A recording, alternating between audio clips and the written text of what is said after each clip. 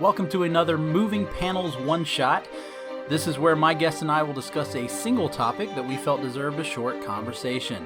Joining me today from all the way across the nation and above, he's in Alaska, it's Chad Smith. How are you, Chad? How's it going, Laramy?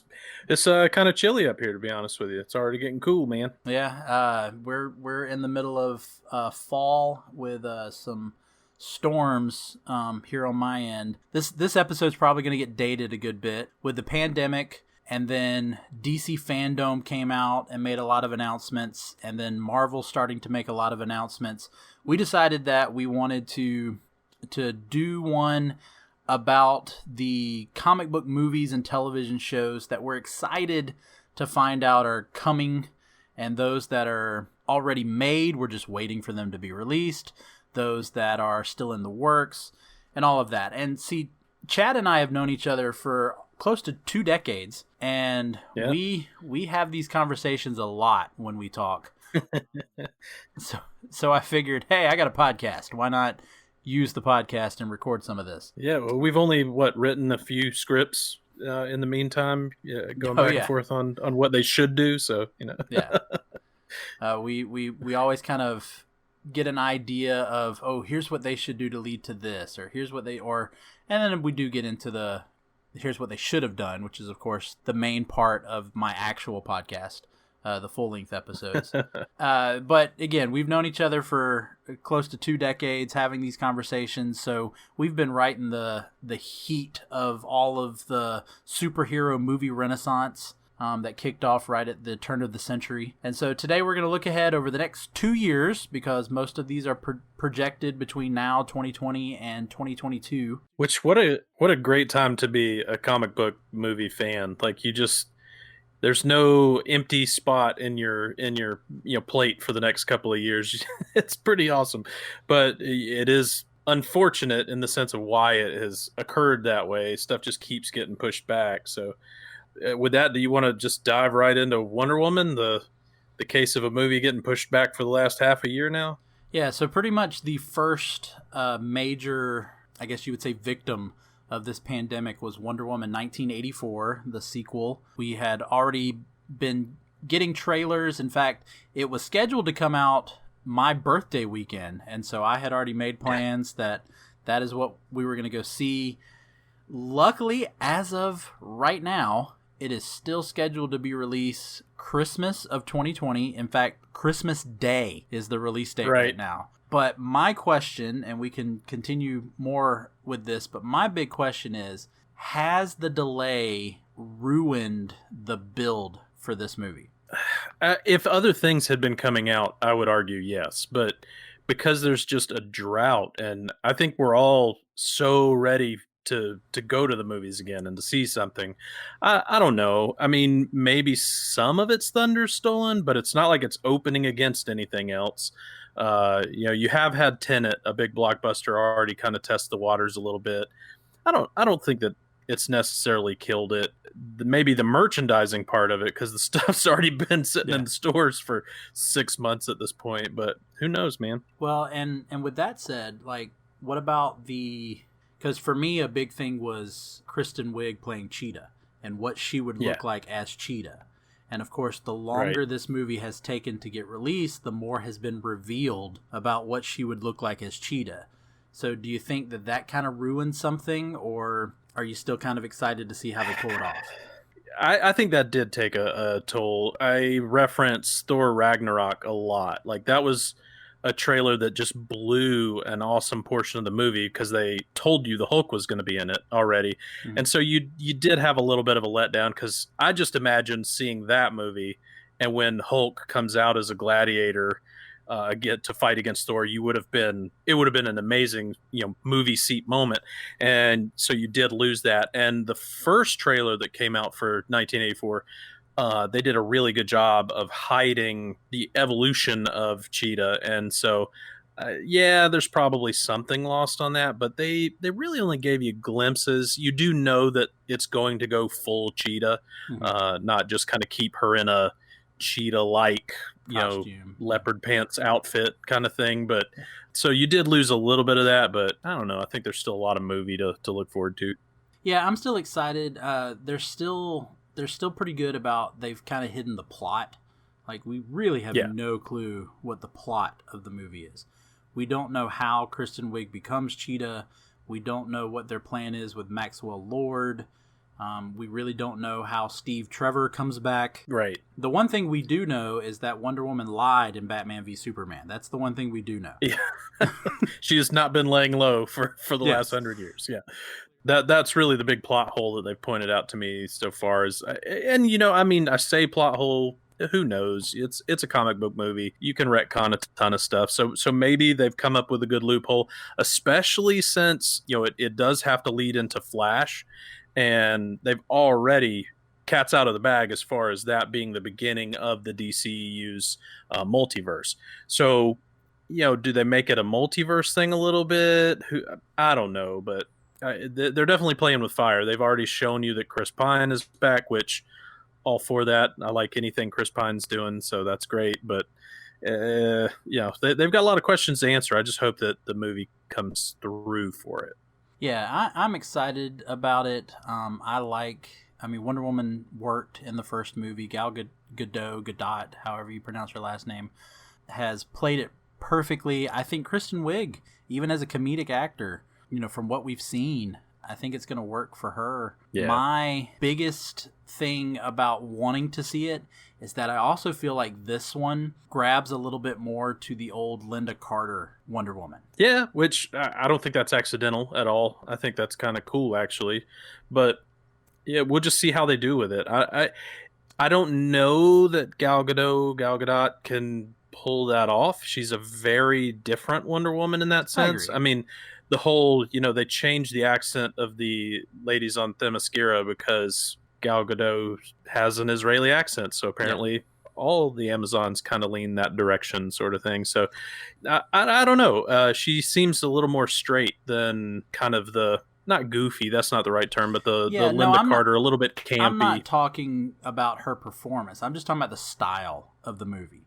Yeah. It does look like they're taking what has worked from Aquaman and from Shazam and giving it just a little bit more, making it a little bit lighter, a little bit more color. Her big, you're talking about her not laying low, the giant gold eagle-looking costume that she wears. Yeah. With ejectable wings, apparently. Yeah, very reminiscent of some of the really random costumes you would see Linda Carter wear in the series. So, from just a stylistic view, you could make the case that this is almost what Batman Forever did, and you guys talked about that, in an earlier podcast. So this is getting brighter, more colorful, maybe a little more comic book in that sense, instead of kind of the dark realism.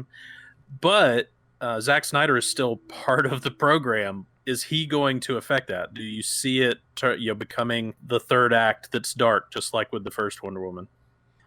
You know what? There's a chance, because I kind of get the impression that the scene we just talked about with the gold costume is the final battle. And that is a little bit darker. But I think that with Snyder still maybe having his hand in there, it keeps it from going to Schumacher and being too cartoonish and being too campy. I think that will help and it not go into that realm. And then, having the same cast helps too. I mean, Schumacher not only came with a different style, he came with a different cast. So, this is true. Except Alfred. You brought it up, so I think it's good to move into the Flash solo movie. Although I have a hard time right now calling it a Flash solo movie, because it literally sounds like every other DC character is going to be in this movie. Right. So right now, that is scheduled not to be released until 2022. That looks like the next big movie that will come that is connected to what has already been established as the DCEU. Right. Because even if they do plan a Shazam sequel, Shazam hasn't really been established as being in the same universe. They did have the little Superman tease in the hidden credit scene. Yeah, the post-credit scene. Couldn't remember if it was at the end or in the middle. But they haven't really established that it is, in fact, in the same universe. So this looks like this is the big one. Like you said, it looks like it's introducing the multiverse. We know that because there are rumors, nothing I don't think has been confirmed, but there are rumors that Michael Keaton might be returning to play an older Batman.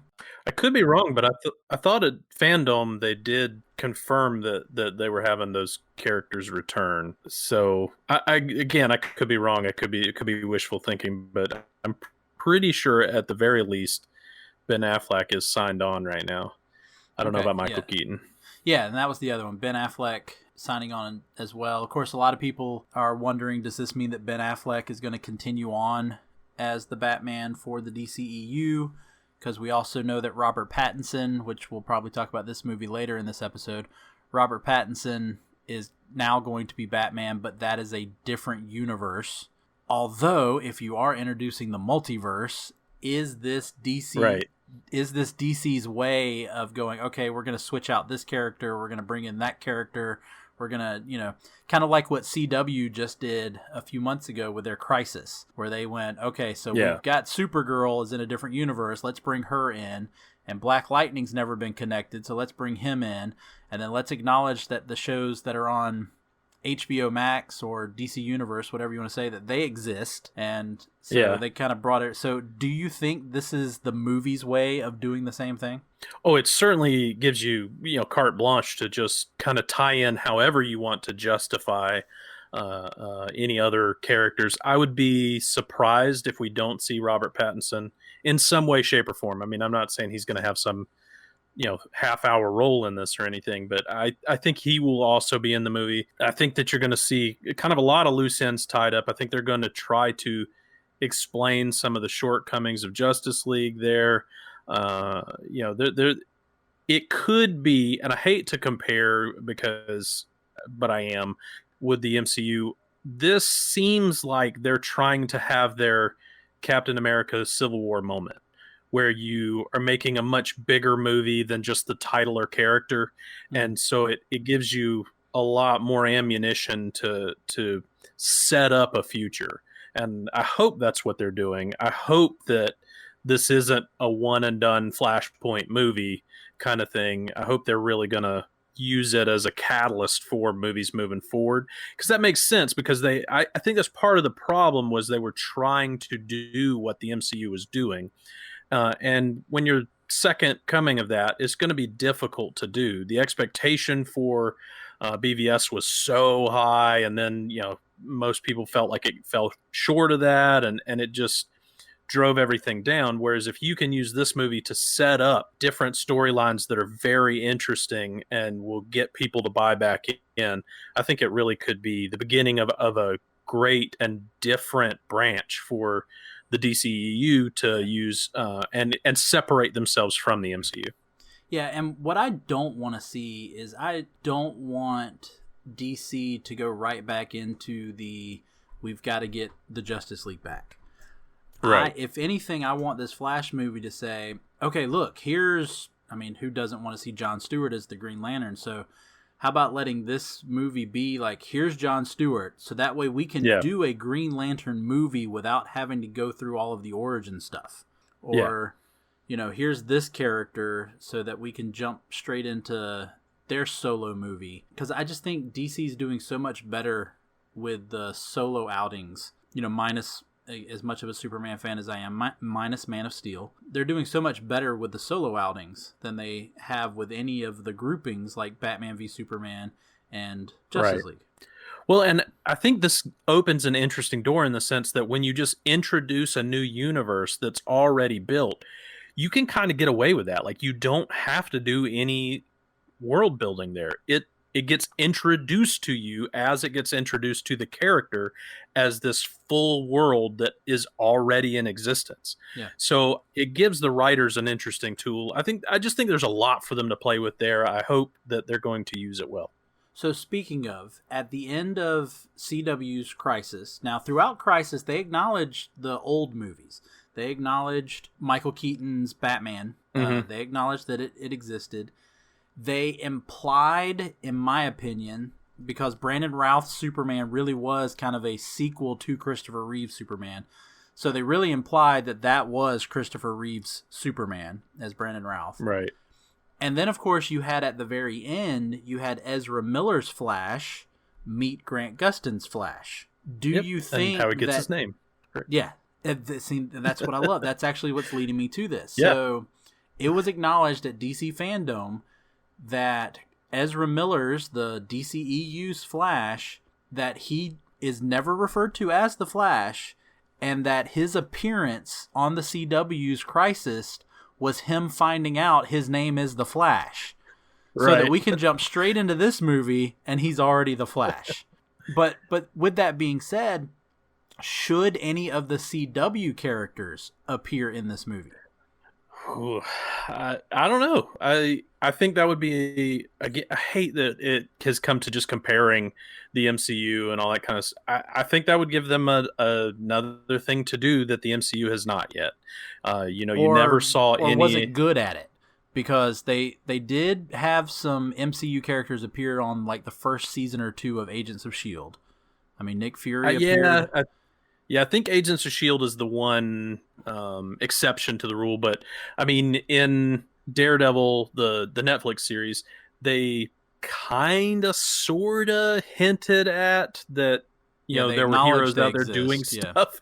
But, I mean, you could argue that that's not even the same universe, though, because it's not like Iron Man ever showed up to ask Daredevil for help or something. So I don't know that you can make a strong case that those are together. But so I kind of think that it's another way that the writers have an interesting tool they can play with here. So I'm glad that they did that.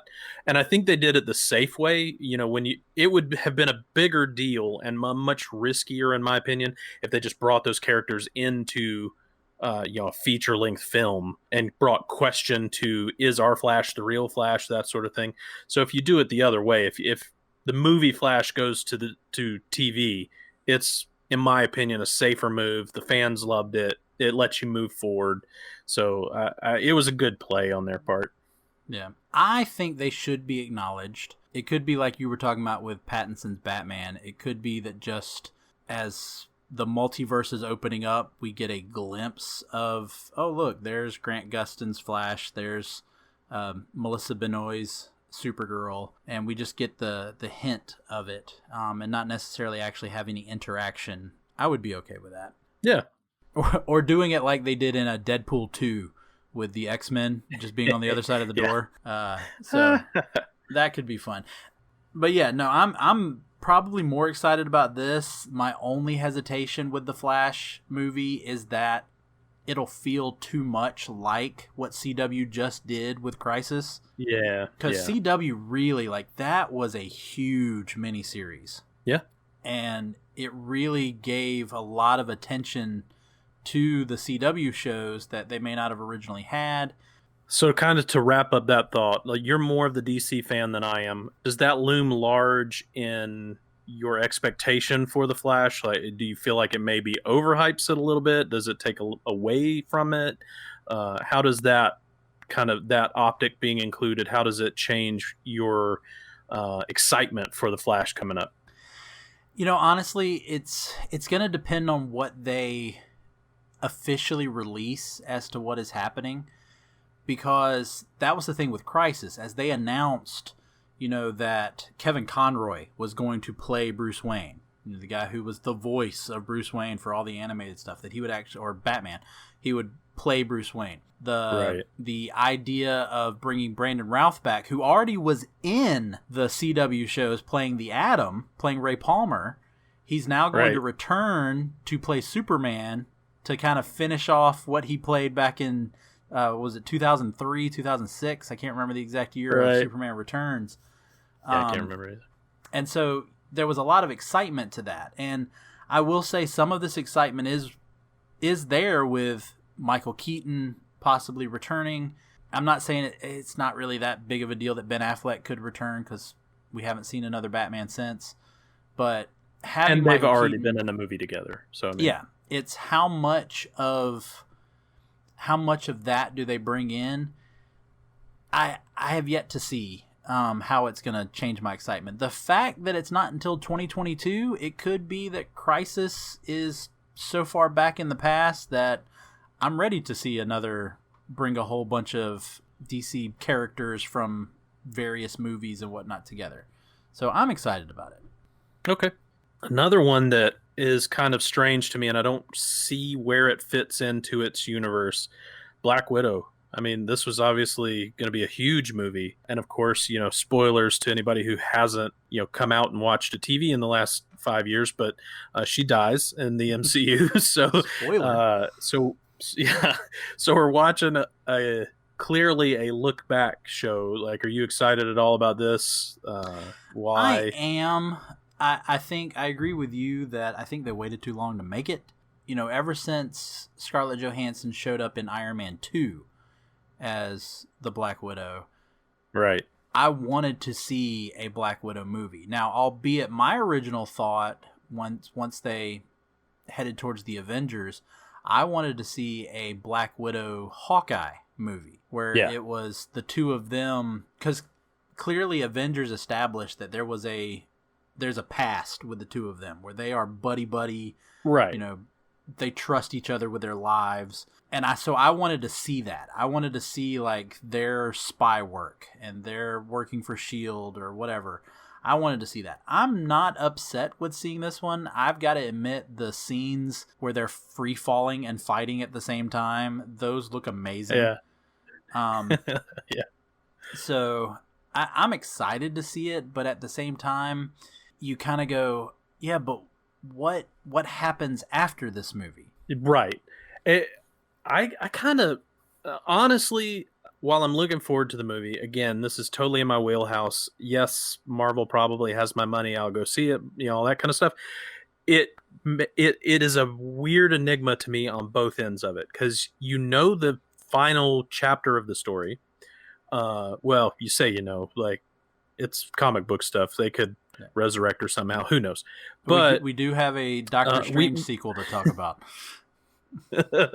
but we're getting up to this kind of thing. But you also, it almost makes fun and is getting too campy with her beginning. We've got an overweight David Harbour dad character and a mom fighting with her daughters at the dinner table, and so instead of this Red Sparrow beginning that Black Widow has always sort of had in everybody's minds, now you have this strange, like, okay, wait a minute, she has a family. What does that mean? She's the daughter of a Captain America wannabe in Russia. I don't know. It's asking a lot of weird questions. I'm with you that it looks like an amazing movie. I just hope that they do the character justice as far as her place in the rest of the MCU. Yeah, of course, Marvel, although this is Marvel, this is not before Marvel Studios, because your worry is this Avengers origin : Black Widow? Like the X-Men origins. The X-Men origins, yeah.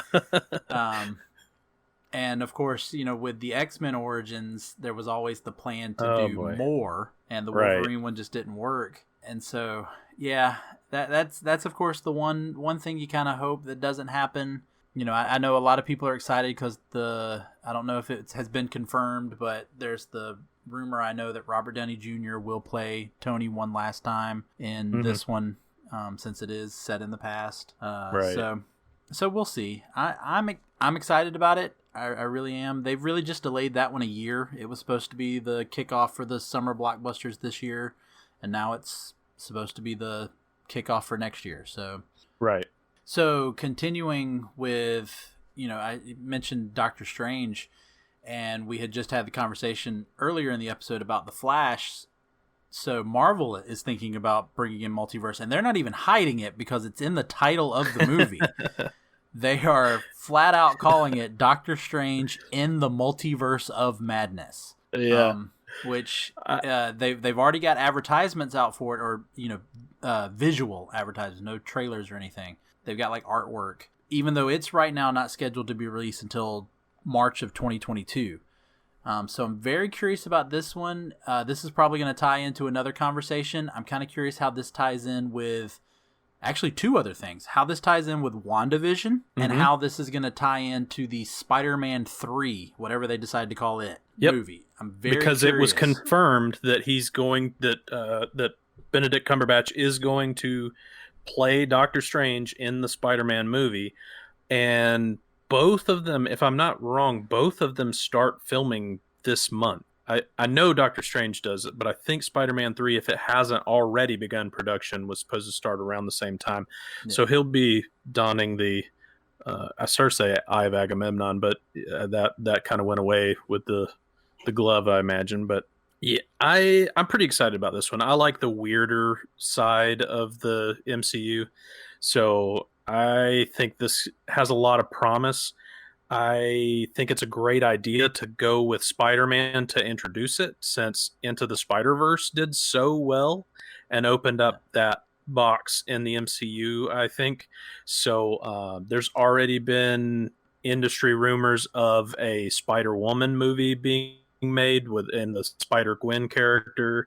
I think it's pretty cool. I hope they introduce some more of that kind of stuff. Yeah, I think we can kind of talk about both of these movies at the same time because I really do think they're going to be intertwined.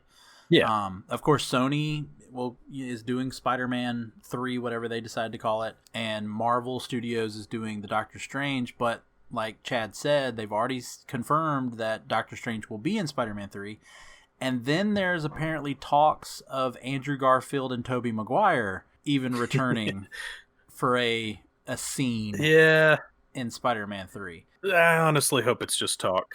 Well, just my personal opinion.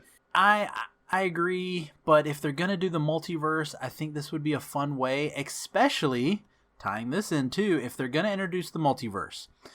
And if the multiverse is going to tie into Spider-Man 3, and like you said, with Into the Spider-Verse having so much of a connection to that, do you bring in Andrew Garfield and Tobey Maguire, even if it's just for a quick cameo or something, in order to explain the other news that has just come out, that Jamie Foxx is going to return to play the same character he played in the Andrew Garfield movie. From the same universe, even. So it's not...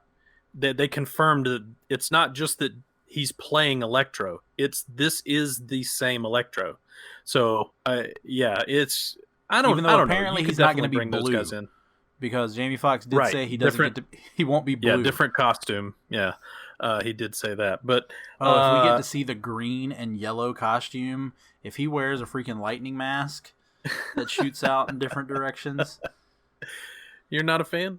That's not going to work. On I would like if they found a way to kind of get him into that green and yellow costume, maybe without the mask, and kind of hide it a little, kind of the way they did in the Spider-Man Homecoming, the way they did it with Shocker, and he had the padded sleeves. Finding a way to hide the original costume into a newer version.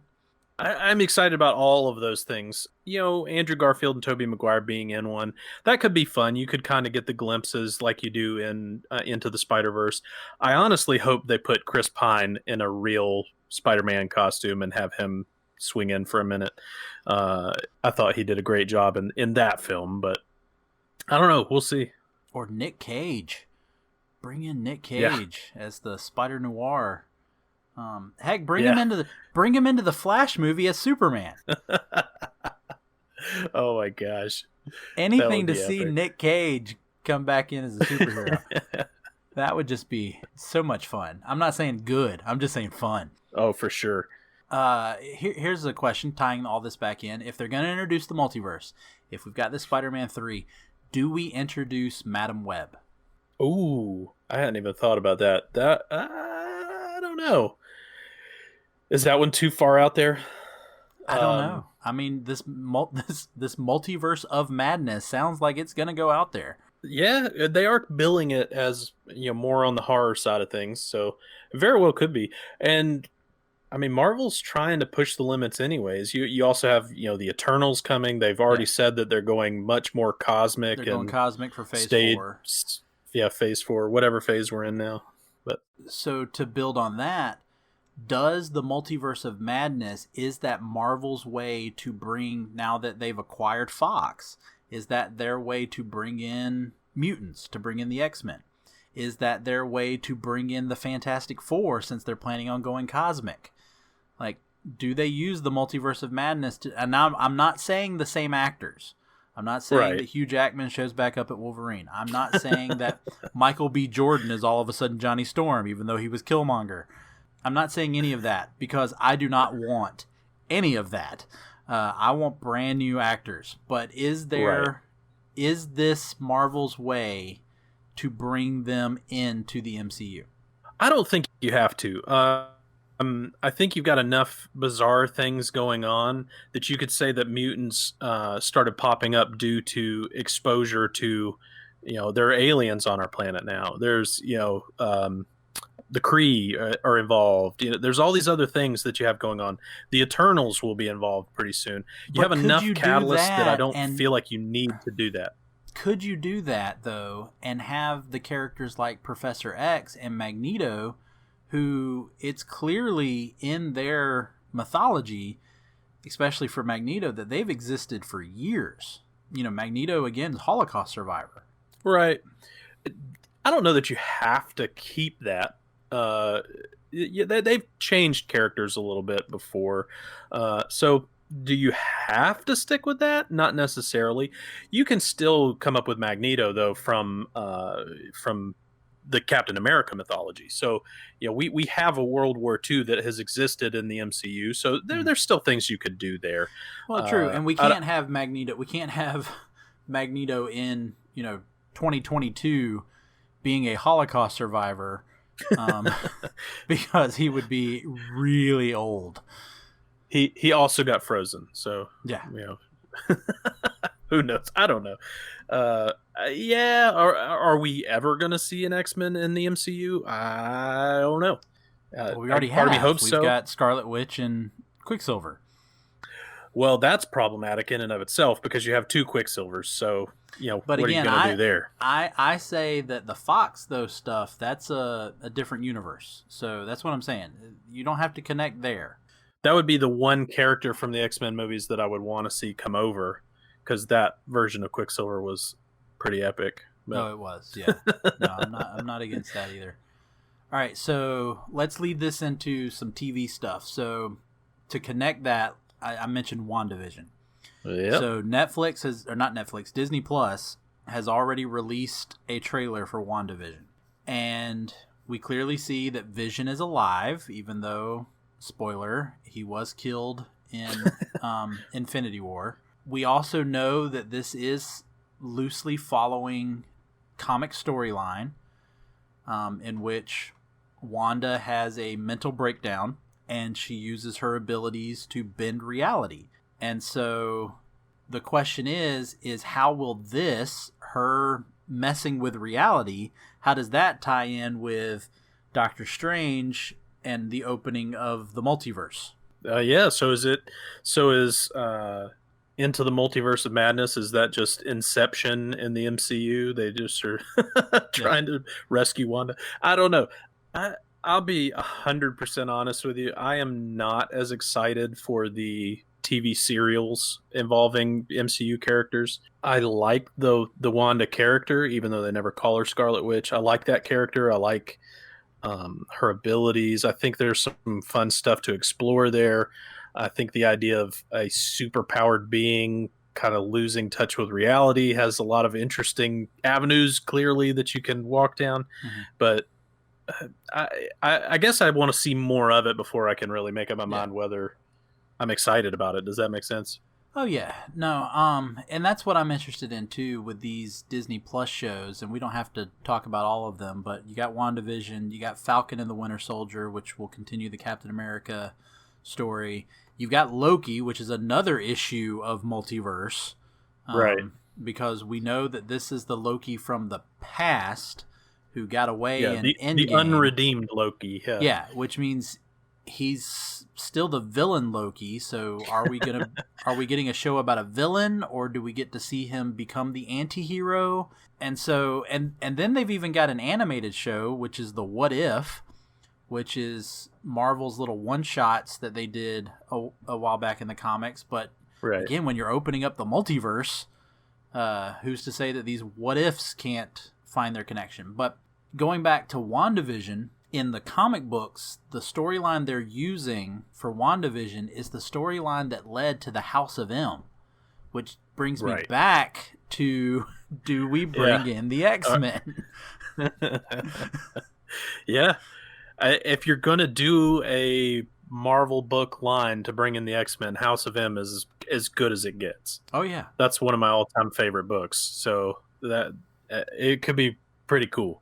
But yeah, no, I'm interested. I'd like to see, like as we alluded to earlier, Marvel hasn't been extremely successful with television shows. Agents of S.H.I.E.L.D., even though it lasted for 7 years, I believe, on television, it just lost momentum. They disconnected it from the MCU and had it be its own thing, which worked and didn't work. Like, it worked so they could do their own storylines, but then it didn't work because you're like, no, Phil Coulson is supposed to be in these movies. And then, of course, he's killed in Avengers, but then they bring him back for Agents of S.H.I.E.L.D. And I'm watching now Agents of S.H.I.E.L.D. and watching the Avengers movies, and I'm going, you know what would really help the Avengers? Knowing that Phil Coulson is alive. Like, right. I just want them to know he's alive. And of course, we didn't see Phil Coulson in the movies again until Captain Marvel, and that's a past version of him. Yep. In terms of the movies, Phil Coulson's still dead. And so there was that disconnect there. Then there was that god-awful Inhumans, which was originally supposed to be a movie. Then they turned it into the television series, and it was it was horrible. Then we had this ray of hope, as we mentioned earlier, from Netflix's Marvel Universe, where we get Daredevil. They were great. Yeah, we get Daredevil, we get Luke Cage, we get Jessica Jones, we got a Iron Fist. We didn't want him, but we got one. We got a great Punisher. We got a pretty good Defenders series. And then Disney just took all that away from us. Yeah. And with no indication that they were going to bring them back for the Disney Plus stuff or bring them into the MCU. Again, Marvel has not been able to work in the movie, or in the television shows. In the TV shows, yeah. Yeah, in the TV shows. So taking their movie characters and making TV shows now, the question is, will that work? I don't know. I mean, they obviously have more control over these because, they're not being made by a different entity. But I don't know. I guess we'll see. I think that they're both fairly low stakes. So who knows? Well, if Sam Wilson is supposed to now be Captain America, and this show is supposed to be about him, kind of taking on the mantle of Captain America, which is what I assume that's what this show is supposed to be. Possibly even conflict between him and Bucky, the Winter Soldier, as to who really should be Captain America. Would you be able to reintroduce them to the MCU as Captain America, whoever ends up being Captain America? Because then you would run into this problem, in my opinion. The average Joe fan who doesn't subscribe to Disney Plus, who's not watching these shows, and then all of a sudden you've got Sam Wilson as Captain America in the movies, even though we did see him get the shield at the end of Endgame. Right. You now have all of this story arc from the series, and now you've got the character back into the movies. Like, will that work? I think there's precedent for that in the sense that you could make the argument that going into Avengers Endgame, you had to watch 30 movies to get ready for it. And I don't think the average fan did. I think the average person had seen 10 to 15 of those movies. The rest, a super hardcore comic book people, of course, had seen all of them, but I think that was fairly rare. So I think Marvel has a precedent with being able to tell a story that both nods to the people who've seen the entire thing and to those who are a little behind. So I think they could still do it. If anybody can pull it off, I do think it's Marvel. I have more faith in them pulling that off than I would DC, and as you mentioned earlier, I'm a DC guy. Yeah. But I do think Marvel could pull it off. I know there's one more I want to talk about. Is there anything else you want to talk about? So I don't think you can't not mention the Batman. So we've already touched on it just a hair, just talking about that guy exists when we were talking about the Flash. But if you had to hold a gun to my head and say which one of these are you most excited about, which apparently you don't need to hold a gun to my head because I'll just tell you, it would be the Batman. I've always been a sucker for Batman movies. It might be the fact that I was 8 years old when Batman came out in 1989, and it could not have been huger, and I've been into Batman since then. I really am looking forward to Robert Pattinson's portrayal here. We were told that the Chris Nolan Batman was supposed to be the most realistic in the real world variant we've seen of this. I think from what we've seen so far, granted that's, pretty limited, but I think that this one is even more grounded in the real world. This looks like a dude who has a ton of money and bought on the market military surplus stuff and fashioned it into his own Batman costume. And it's supposed to be year 2, right? I think that's what they kind of discussed at Fandom, that he clearly has been Batman for a little while. This isn't just him kicking it off, but it's still very early in Batman's career. That's something that hasn't been really explored on screen. I think there's a lot to this story that could go very well. I like the take on the villains. They look very real worldish, while still being comic booky, but that whole face wrapped up in duct tape with the goggles, that thing's terrifying to me. Like there's just a lot there that looks cool.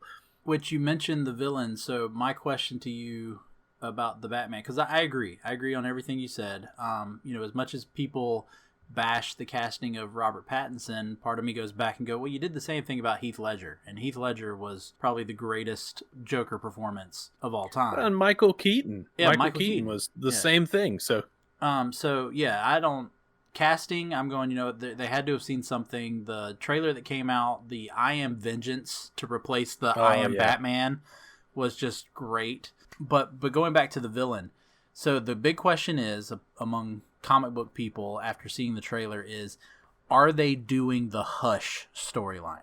I hope so, because the villain looks, like you said, a realistic in the real world version of what Hush looks like from the comics. Yeah. There is the hint that there is possibly the Riddler tie-in. Right. And so, IMDb, granted they've gotten stuff wrong before, but if you look at their cast, they actually have a name there for the Riddler and for Penguin. So I'm very excited about this. And who knows? I mean, it could just be a small part leading, kind of giving you the idea that moving forward, he's going to have to deal with these other characters. So we don't know that they'll be a big part of this particular story, but Hush would be a great way to reset that mythology. And starting, from the beginning makes sense. You kind of get a clean slate a little bit. We don't have all the baggage. You mentioned the I Am Vengeance scene, and not in a way that I'm just a huge fan of gratuitous violence or anything, but I like that we're getting a young, angry Batman. Yeah. This is just something that just hasn't been on screen before. It's always been the established guy. He's the detective that thinks everything through, and the mastermind. And I guess in Batman Begins, it was hinted at. You saw the scene where he fights with Ra's al Ghul, and so there's that whole little bit of his youth. But I'm very much looking forward to this movie. Yeah, no, I'm excited about it as well. I definitely want to. I want to see it. I'm not as big on Batman as you are, and that's mainly too. You talked about being 8 when Michael Keaton played Batman, and then we get Batman Returns, we get Batman Forever, we get Batman and Robin, then we get Batman Begins, we get The Dark Knight, we get The Dark Knight Rises, we get Batman versus Superman, we get we get Justice League. We've seen a lot. We get 2 Justice Leagues apparently. Yes, yeah, we got the is Snyder another one Cut we haven't even talked about, but potentially coming. We're not going to. Trust me, that would be a whole episode on its own. But we even got Batman in Suicide Squad for a quick second. Yeah. So with me, I'm excited to see this Batman, but at the same time, I'm like, I'm over Batman. Since 1989, 30 years ago, we have gotten, I didn't even count. We've gotten 8 Batman movies. So you're talking about there's been a Batman movie roughly every 4 years. Yeah. And so I'm kind of over Batman. Yeah, I can see that.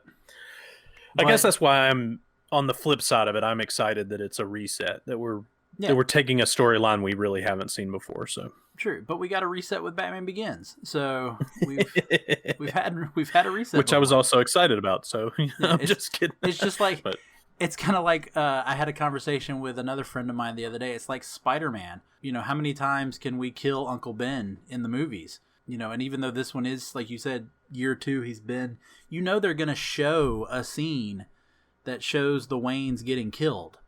I mean, they can't not do it. So, yeah. I mean, we even got it in the Batman versus Superman because we have to show it. We have to show the Waynes get murdered, even if we're going to go to a 40-year-old Batman, you know? So, yeah. And I didn't even mention Gotham. We had a whole television series on Batman. So, yeah, he doesn't really play a part in that till the very, very end. But yeah, but we still saw the Waynes get killed. All right, so I think we've covered this quite thoroughly. This will probably be a little bit of a longer one shot, but as we've talked about, you and I have had lengthy conversations dealing with this. So the one I want to kind of wrap up with is Black Panther. We recently tragically lost Chadwick Boseman to cancer out of the blue, and it had already been announced that there would be a Black Panther sequel. So with the MCU being such a connected universe, and even though we haven't had any movies to follow since this event happened, how, in your opinion, you know, I'll give mine, but I'll let you go first. How do you think the MCU should continue with the Black Panther character? Oh, man. So I'm not sure that the MCU should continue with a Black Panther character. At the very least, I would say this is a definite no-no for a recast. You don't give that character to somebody else. You have to at least write, unfortunately, his demise and it being passed on somehow. I kind of wonder if they wrote themselves into a corner, having destroyed the plant that causes it. If you remember, only one was smuggled out by the mom that, you know, gave him the power back, all that kind of stuff. So with that mechanism for the Black Panther, as we know him at the very least, gone, I don't know that you continue that character. I think clearly you have to continue Wakanda as a whole, but I think moving forward, if nobody's asking me to write these movies, but if they did, I would want to elevate Shuri. I would want to really give her a much more prominent role with her use of technology, that kind of thing, and Wakanda as a whole kind of elevated with that, you know, she has to step up and take this mantle of leadership without the power even. So which is a very interesting idea to me. I think that would make for a good movie. I don't think you can make Black Panther 2 with that, unfortunately. I think you have to do it in other projects in the Avengers, you know, kind of universe as a whole. So, yes, super sad to see that guy pass away. That was a huge loss, and I don't think anybody wants to see his shoes filled. I think it honors him to kind of leave that suit and its mythology alone at this point. And of course, it's been sheer speculation. You know, Marvel hasn't announced anything. You know, some people have questioned, you know, do you bring Michael B. Jordan back and have Killmonger? Because we see him fall. We don't necessarily know what happened. So there's always the chance that he survived and he was getting a little bit of redemption towards the end of the original Black Panther movie. So do you bring Killmonger back and do something where he becomes the new Black Panther? Again, as much as I would love to see Michael B. Jordan have a more significant part in either the MCU or even in DC, if he could find a character there, because he's a fantastic actor. He couldn't play the Human Torch, but he's a fantastic actor. I agree with you. That was that was my thought, is that Shuri needs to step up. They have precedent. She did take the mantle of the Black Panther for a short time in the comics. So Right. they do have something to go off of. I am totally in agreement with that.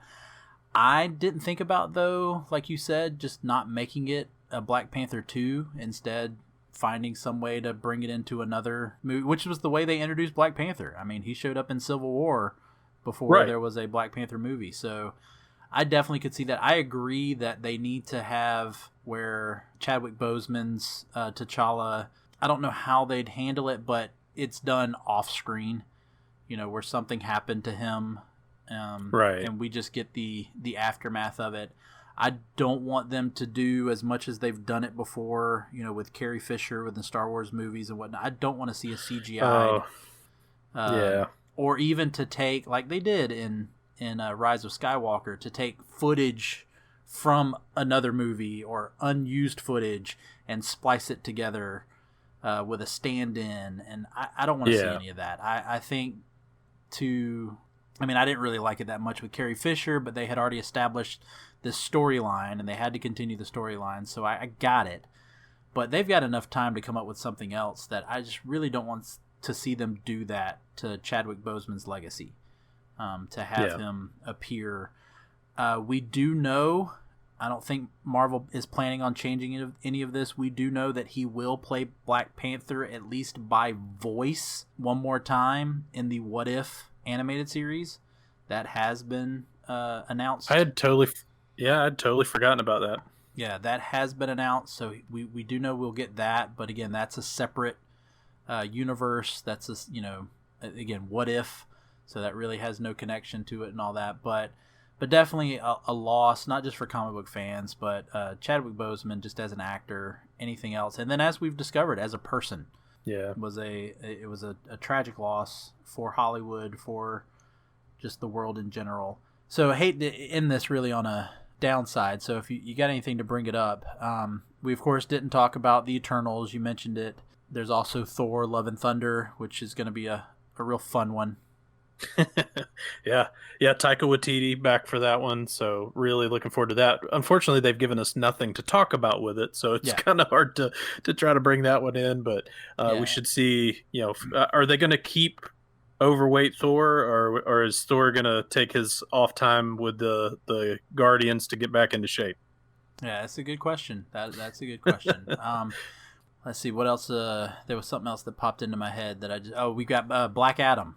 The Rock has been promoting more stuff about Black Adam. We've seen casting about a Hawkman who will appear in Black Adam, so we're getting a lot more with that. But these are ones that, again, like Chad mentioned earlier, there's not a lot to talk about with these. It's sheer speculation on a lot of these. These are more just announced. So lots of things coming down, lots of things to talk about, lots of things that makes this podcast host happy, because it's just more things that I get to have episodes about. Amen to that.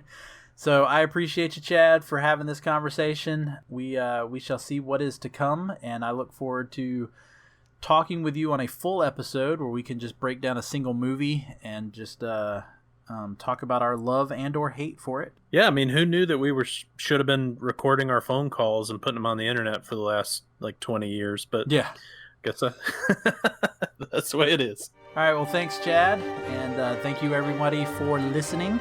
If you've got any suggestions of stuff we should talk about, or movies or television shows that we could discuss, please email us at movingpanels@gmail.com. You could also follow us on Instagram, Twitter, or Facebook. We are at Moving Panels on all of those.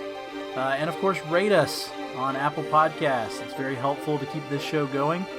Thank you for sitting with us on this extended edition of a Moving Panels one-shot. For Moving Panels, I'm Laramy Wells, and I'll see you on the other side of the page.